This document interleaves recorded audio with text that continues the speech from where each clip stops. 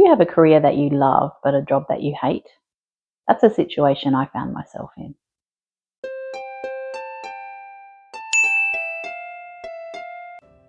When I was a teenager, deciding which path that my future might take, I had a love for science that would go on to form most of my adult professional career. I was one of the first in my family to go to university and get a tertiary education. And of course, I did a scientific degree. And one thing led to another, and I found myself working in the field of IVF, so helping couples conceive. Now, it wasn't a career path that I had ever considered, especially when I was going through university. I thought that I would be in a research lab and making all these wonderful breakthroughs. In the end, I think I had something a lot more rewarding for me personally anyway.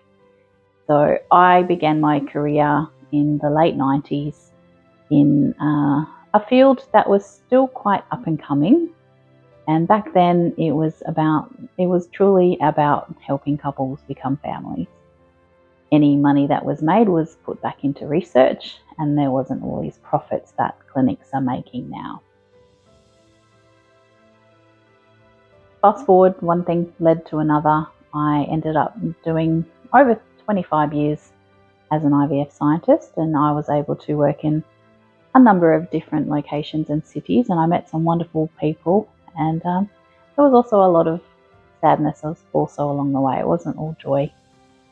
But I came out of that career thinking I had achieved what I wanted to achieve. Unless I wanted to go into management, my happiness was in the lab at the bench, helping people become families. I didn't want an upper management role, so it made me question what my future was.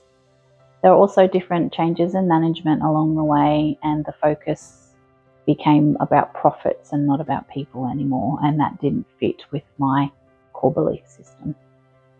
And I worked with many wonderful people, but I also worked with a lot of challenging people. And I started to question whether I was truly happy doing what I was doing, and whether there was something else that I perhaps might like to investigate. When you do a job like I do, you become very narrowly skilled. My focus was honed on, IVF, tissue culture, handling gametes, creating embryos, and those sorts of things. So to continue on in the field of science, I would have to totally reskill and start from scratch. And I kind of came to the conclusion, if that was something that I was going to do, why don't I look at a whole new, different career path or field? So I call it my midlife crisis, but there were no red sports cars involved. A friend of mine actually said, no, it's not a midlife crisis, it's a midlife change. And many people do change their careers, especially nowadays. It's not like you work for one particular company for 50 years and then retire with a golden handshake. So it wasn't something totally foreign to leave one career and start from scratch in another one. So it made me sit down and look long and hard at myself and what skills I thought I could bring to another career, and what things that made me want to get out of bed in the morning and made me excited to go to work. Something that I was passionate in, something that I thought I could give another 25 years to. Essentially, I took a number of years to think about what I wanted to do and to actually make the decision to quit the career that I loved and to move on and to leave that behind. And to this day, I do miss what I did, because ultimately I did love it. I loved what my career gave me and what I was able to help others achieve. I was no longer an IVF scientist. I was looking for other challenges to fill my day.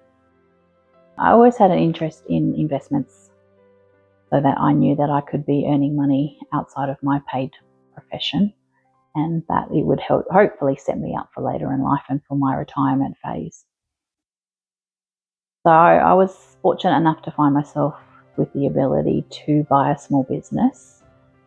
I picked up the keys in early March 2020, and it was about 3 weeks until the whole world changed and lockdowns happened and quarantines, and restriction of travel and borders closing, I was fortunate enough to be able to continue on working in my paid job, so I was able to supplement the huge amount of losses I was making in the business.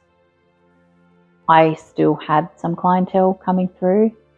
There was probably 2 years of on and off restrictions and lockdowns that happened in Australia, and the first 2 years of any business, as tough as it is, but throw in a global pandemic on top, and of course that is extremely challenging beyond belief.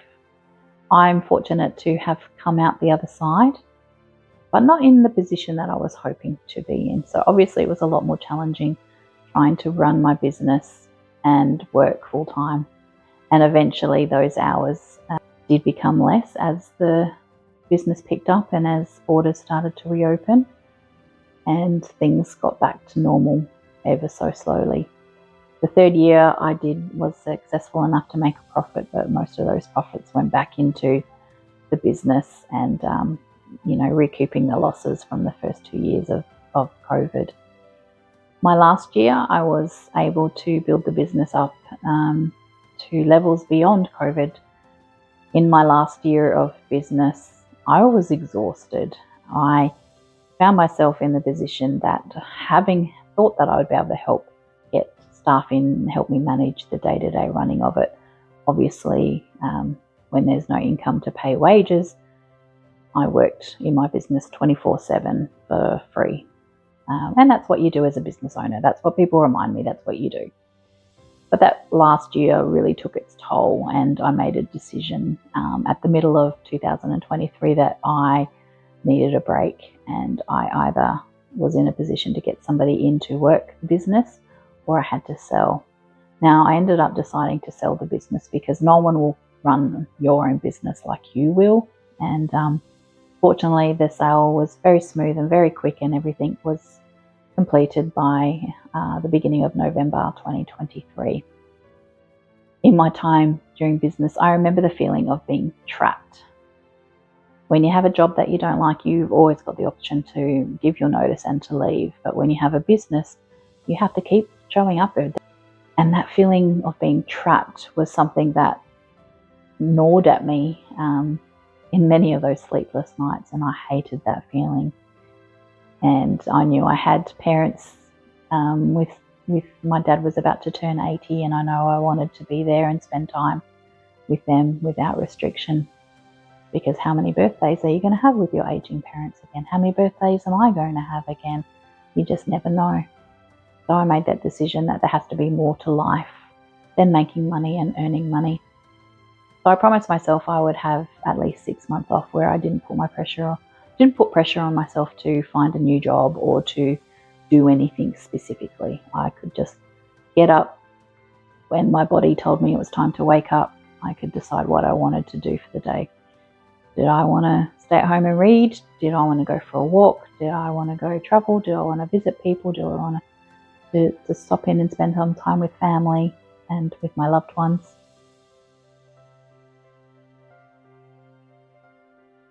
And that was a really great feeling. Those first few months took me a while to relax and unwind and realize that I was totally free. And that freedom is priceless. And I have friends who are still working those hard slogs and taking home their big paychecks. And I used to take home a really big paycheck too.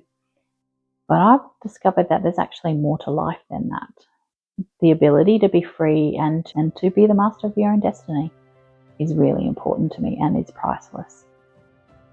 So that's why I ended up deciding to make the decision to quit a career that I really did love. I was very proud of the time that I put in as an embryologist. I never had children myself for other reasons, which we won't go into in this video, but I feel like I have a really great legacy out there, that there are so many little ones who are now, well, a lot of them are young adults. They're all probably having children of their own, and that's a pretty incredible feeling. So I felt like my legacy was done. I was happy with what I had achieved. And I thought, no, I don't want to go back to traditional employment. I don't want to have to turn up at a certain time on a certain day and work until the work's done. I enjoyed getting up and having my own free time. and move on to the next chapter, which finds me here in front of a camera. My days are now filled with freedom, and it's a feeling that I want to treasure, and I do treasure. It's a feeling that I want to continue. But I just wanted to reiterate the lessons that I've learned over my career, where I find myself now, on the other side of 50, considering that I've lived 2/3 of my life, and what am I going to do for the last third? And I've decided that I'm not going to wait till I'm almost 70 to formally retire. By then your mobility and your health may start to decline and you can't enjoy life anymore. That's why it's important to do it now while you're young and while you can. I say to you, if you find yourself in a very similar position to me, assess whether you actually need to continue working. Do you have enough money put away? Do you have investments? Do you have income streams from other sources that will allow you to step back from work? If you don't want to step out all the way, then look at going part-time or look at going casual, reducing your hours and just trialing it. Dip your toe in the water of freedom and see how it makes you feel, because I don't think you'll want to go back. And yes, you need to be able to pay the bills, and I was fortunate enough to start investing younger in life, which allowed me a considerable amount of freedom now when it comes to my financial independence, I guess. So assess whether you can actually make that decision to start slowing down now. Don't wait until your 60s or 70s to do that. Life is too short to be miserable. Go out and grab the sunshine and find that pile of books and read through that stack of recipes and spend time laughing and loving with those people closest to you.